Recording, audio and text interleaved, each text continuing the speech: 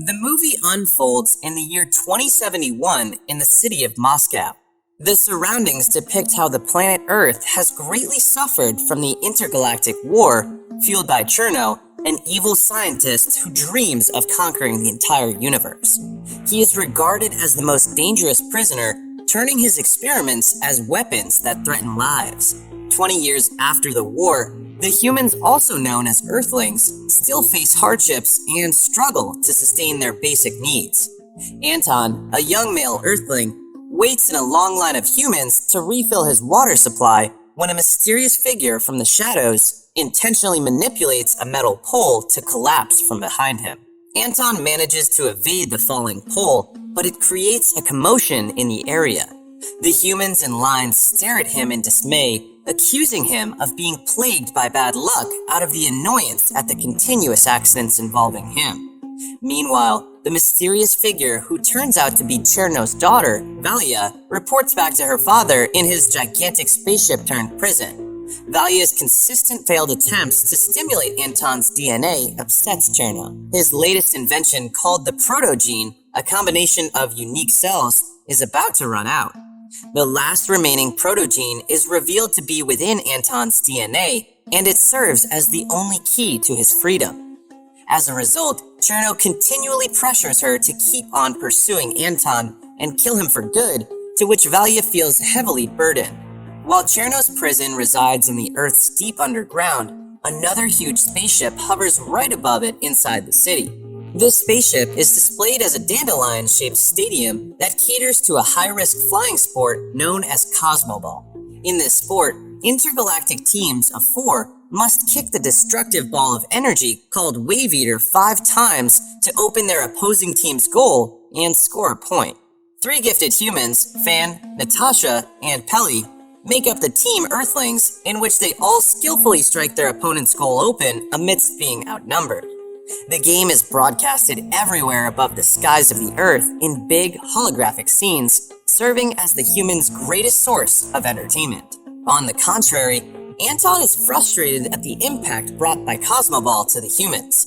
He calls them out for being too immersed in a game when there are far better things to focus on, such as getting a job and dealing with hunger. Back in the stadium, the Earthlings and their current opponent, the Cerusians, both succeed at opening their opposing goal zones. Stan, a star player of the Cerusians, strikes a goal and they take the lead against the Earthlings by 1. In fact, the Wave Eater is one of Cherno's inventions. In the midst of transporting another Wave Eater to the playing field, Cherno successfully intercepts the transfer and instead tosses the wave towards the machines. A few machines smash to bits, severely injuring the guards in the process. This urges Bello, the head of the Galactic Cosmoball League, to momentarily halt the game and inform the players about the sudden technical difficulty. The guards regain control of the Wave Eater, and the game resumes as soon as the ball reaches the playing field. Though the game ends in a draw, it is the first time in history that the Earthlings triumphantly make their way to the finals, earning a loud cheer from the human spectators in and out of the stadium. Cherno, on the other hand, shouts in anguish at the sight of his creation turning into lumps of rock. The night emerges and Anton comes home to his sick mother. He finds out that his mom has been lying about her medical supply and pretends to be fine. Anton rushes to the pharmacy, where he comes across a young woman named Anya. The two of them break into the pharmacy to steal some food and medical supplies, but the alarm immediately catches the attention of the police. 2 police officers, led by Captain Vasily, catch up to them. Anton pretends to surrender alone and distracts the officers while Anya remains hidden. He manages to create an opening by distracting them and is able to run away. Just then, Anton runs and crashes onto a rushing vehicle, causing him to shout in panic. Vasily checks the front of the truck only to find nothing else but the stolen medicine spilled all over the floor. They leave the place in confusion, while Valia, who has effectively concealed herself as the driver of the truck, grins in satisfaction. Later, it is revealed that Anya is also Valia, who has been following Anton all this time. Anton's fear has activated the protogene and his teleportation ability for the first time, as he teleports uncontrollably a few miles away from his previous location. Disguised as Anya, Valia lures Anton to her basement, and captures his attention through their common interests, such as their shared dislike for Cosmoball and their desire to help their sick parents. Anton listens intently, oblivious of why Anya pulls a few strands of his hair to collect a portion of the protogene from his DNA. Anya brings the hair strands to her father. However, the protogene barely responds because of the inadequate amount. Meanwhile, Anton comes back home surprised at the sight of Bello and the Team Earthlings in their house. Bello confirms Anton's teleportation ability and expresses his interest in recruiting him as the fourth player of the Team Earthlings. Anton strongly declines, telling them that he does not like Cosmoball and that he has to take care of his sick mom. Natasha steps in and insists on finding a cure for his sick mom in exchange for his approval. She convinces both Bello and Anton, and they seal the deal with a handshake. Anton is instantly brought to the stadium ship, where he marvels at every sight. During his checkup, Bello takes a sample of Anton's genetic material in order to generate his very own Sputnik, a droid that will serve as his gear and buddy during the games. Everyone from Team Earthling owns a Sputnik that caters to their respective body composition. Anton slightly struggles in the first few minutes of training, but does not take long to control his teleportation abilities. He adjusts to the abilities quickly enough for Bello and the Team Earthlings to observe a situation that they have never encountered. Deep in thought, Bello instructs Anton to play for the first 2 games the next day and resume his training afterwards. Bello leaves with Natasha afterwards to meet with the Galactic Council and talk about a possible cure for Anton's mother. The council displays their contempt in the thought of helping Anton and his mother's intergalactic infection, but Bello firmly insists on going by the deal. He regards Anton as the most gifted athlete after having seen his performance on the first day of training. Natasha spends time with Anton and expresses her fondness of him every chance she gets, which bewilders Anton most of the time. On another note, Valia, who has shapeshifted as her alternate identity Anya, captures Anton's attention through their shared dislike for Cosmoball and the same intention of finding a cure for her father. She takes advantage of Anton by giving him a poisonous pod that can possibly destroy the stadium ship and end Cosmoball for good. Anton's Sputnik arrives at the scene with Natasha to fetch him. Before they leave, Anya gives Anton a peck on the lips and slips the pod on his hand while Anton's Sputnik eyes Anya suspiciously. On their way back to the stadium ship, Anton grows interested in his Sputnik. Natasha tells him that Sputniks warn their owner on potential threats and may or may not activate battle mode depending on the probability of danger. Another game of Cosmoball commences the following day. The poisonous pod stays undetected even after going through inspection. The Team Earthlings link with their Sputniks to gear up for the game. Anton, who is warily holding the poisonous pod in his hand, gets it stuck beneath his glove. Anton talks to his Sputnik and removes the glove. And Anton uses his hand to squeeze the poisonous pod, and its sap spreads across the stadium ship's floor. Anton nonchalantly walks away after following Anya's orders and enters the waiting area. As the athletes enter the playing field, Anton finds himself surrounded by a large crowd full of welcoming cheers. Back in his house, his mom watches the game together with Vasily, looking healthier than ever from the continuous medications. Soon, the players get into position and start the game. Anton, on the other hand, sits on the ground and ignores the entire game, causing the audience to call him a quitter. Bello pauses the game to summon Anton, attempting to talk some sense into him. He shows Anton the entire machinery inside the stadium ship and explains how Cosmoball is more than just a game. He tells Anton about the war, Cherno, the Wave Eater, and his last invention, which is the protogene. Ultimately, he says to Anton that being an athlete allows him to give his fellow Earthlings something to hope for amidst their current situation. Anton eventually realizes the repercussions of his action and runs back to retrieve the poisonous pod that he dropped, only to find that it has already seeped into a portion of the ship's stadium. He comes back to the playing field and shouts that the stadium has been infected, but to no avail as the game goes on. Bello fortunately notices him and reacts quickly by freezing the infected area. The poison continues to spread, and the stadium ship goes into emergency evacuation mode in order to protect the audience. Natasha arrives to free the remaining audience stuck inside when the Wave Eater dashes toward her direction. Anton sees this and races to her aid before the athletes kick the wave eater 5 times, which results in its meltdown. He loses consciousness from being hit by the wave eater, but he wakes up not long after. Then he immediately goes to confront Anya in her basement, yet as soon as their eyes meet, she stuns Anton and shows him her true form as Valia while confessing her admiration towards him.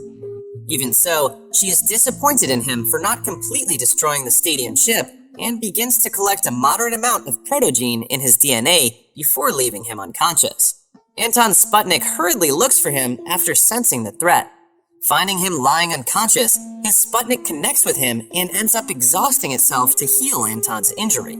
At the same time, Cherno acquires the protogene from Valia and begins his escape plan. Through the protogene, Cherno summons another one of his creations, a gigantic puppy-like creature. He links himself with the creature to gain full control and uses it as a spaceship. The protogene in his possession also grants him the ability to teleport his way out. After a while, Anton wakes up and sees Natasha and Bello beside him. Somewhere inside the same basement, Bello hears Cherno calling his name. Cherno addresses Bello as his creator and invites him to join forces with him. Natasha becomes confused upon hearing this. She questions him up front, but Bello shrugs her off. Along with the Cerusians and Amazonians, they all gather outside and briefly encounter Cherno as he successfully escapes and teleports out of planet Earth. Meanwhile, the athletes stay on guard throughout the city while Bello informs the Galactic Council. He also reveals the closely guarded secret about Cosmoball to everyone. They learn that Cosmoball is not a game, but a war, and that the stadium ship is built to prevent the destruction of the planet. Back in his home, Anton's mom comes to tell him that the athletes are leaving for the war against Cherno, but Anton lies down wearily and disheartened from the events around him while holding his Sputnik in his embrace. His mom turns to comfort him, saying that on planet Earth, people make mistakes all the time, but there are strong people who try to fix the mistakes they've made. Simultaneously, Bello holds another meeting with the Galactic Council about their plan of action, when Natasha suddenly enters. Natasha is still bugged by what she heard. She persistently asks Bello why Cherno addressed him as his creator. Bello is left with no choice but to explain to her that Cherno is the greatest failure as a fellow scientist. He says that Cherno was forged in his image. He admits his mistakes, thinking that Cherno would assist him like the Sputniks do. He has given him feelings, but has failed in shaping those feelings. Bello and Cherno's falling out has led to the banishment of Cherno and has resulted in the events of the Intergalactic War 20 years back. Outside the planet Earth, Cherno prepares to fire his newly created wave eaters from his ship. He reunites with Valia, instructing her to prevent the athletes from leaving the Earth as long as she can. The huge battle ensues immediately after Cherno sends a succession of wave eaters to the surface of Earth. At the same time, Fan, Peli, along with the members of the Cerusians and Amazonians, spread out in different positions outside the city in anticipation.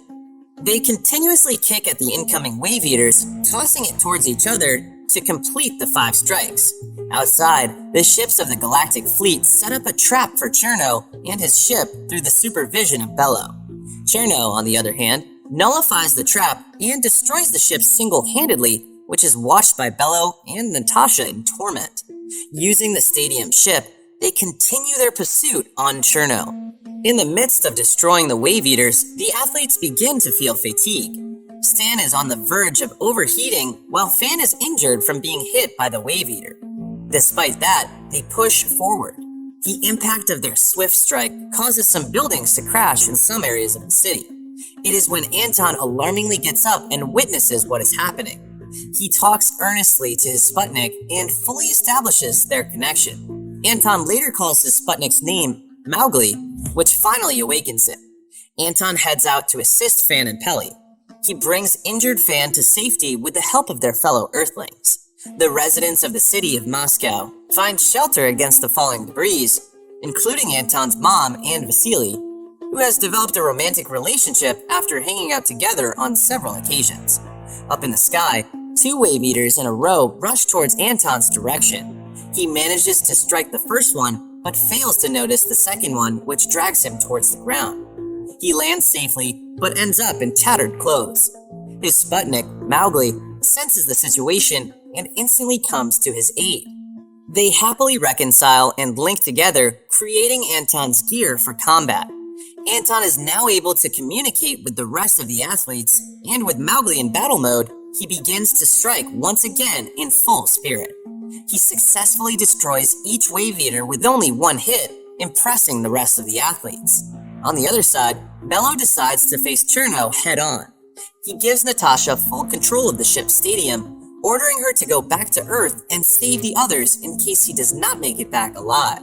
Natasha agrees and teleports with Bello inside Cherno's ship, where they arrive to finally confront him. Bello later shows his true form while facing Cherno.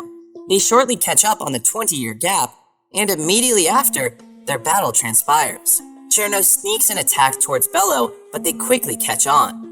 In response, Natasha teleports right in front of Cherno to kick him, but Valya interrupts her. Natasha evades Valya's attack and teleports away. However, Valya captures and stuns her instantly. Cherno aggressively charges at Bello, gloating that he has gotten much stronger than him despite being his creation. Meanwhile, Anton successfully teleports on the Earth's moon with Mowgli, witnessing the moon's sorry state. Mowgli's alarm activates, sensing danger nearby. They head towards the area straight away while thinking of Natasha and Bello. In the ship, Bello angers Cherno after he attacks with balls of ice towards his protogenes. Cherno creates a large shield to protect his creation while Bello continuously attacks. Bello slips up a ball of ice right above the shield where he directly hits Cherno. The ice spreads around Cherno and it freezes his entire body. When Bello's constant attacks break the shield and almost freeze Cherno's entire creation of protogenes, Valya shapeshifts to Natasha's form and stuns him. Valya currently gains the upper hand, incapacitating both Bello and Natasha before she destroys the ice that has been trapping Cherno. Cherno breaks free and utilizes his elastic gear to strangle Bello. He says his parting words and is about to kill him, but Anton arrives in time. Anton takes Valya hostage against Cherno, making him release his hold on Bello. Cherno walks towards Anton's direction and challenges him as if he can never kill Valya. He mentions that Valya has never been a perfect creation and stabs her in the abdomen himself. Cherno's blade lightly touches Anton's gear and it pushes him forcefully on the lining of the ship where he is trapped and unable to teleport. Bello barely manages to keep Cherno distracted by dropping a bead of ice in an attempt to neutralize the power of the ship. The evil Cherno proceeds to direct his makeshift spear towards Bello and kills him instantly. Anton takes the chance to connect with the ship itself through their shared cells. He meets the puppy-like creature and it wildly chases him. As Anton nears the exit, he decides to stop and directly faces the creature instead. The wild creature is taken aback, its limbs coming to a full stop in front of the Earthling. They both stare at each other for a moment, and Anton later protests vehemently at the creature for its threatening behavior. It roars at him in reply before it senses their connection. Pushing further, Anton calms the creature by lightly touching its head. Soon enough, he successfully establishes trust with the creature, enabling him to break free of the lining of the ship. Furthermore, the creature grows fond of Anton, which ultimately destroys its connection from Cherno. Cherno tries to resist and exclaims that he is the master, but the creature no longer listens to him. He is mercilessly ejected out of the ship and tossed onto a massive ball of hot gas where he melts to death. Natasha regains control of her body after being released from the trap. Anton teleports back to her and together they return to Earth. On Earth, the citizens have grown tired of hiding. They become determined to survive and gather to fight for humanity. Through Valya's lead, they go to position, ready to fight the wave eaters coming their way, when all suddenly stop and stay in place after Cherno's defeat. Claiming their victory, the residents of the city of Moscow cheer out loud. After some time, the city is brought to better shape under the leadership of Natasha. The energy from the remaining wave eaters has been harnessed to restore and improve the way of life on Earth. In her speech, she stresses that it is the time for Earthlings to live, not just survive. It is broadcasted all over the planet, with everyone honoring Bello's sacrifice. The movie concludes with the Team Earthlings reuniting after Natasha's speech along with Anton's mom, new stepdad Vasily, Mowgli, and the creature who he now calls Kid.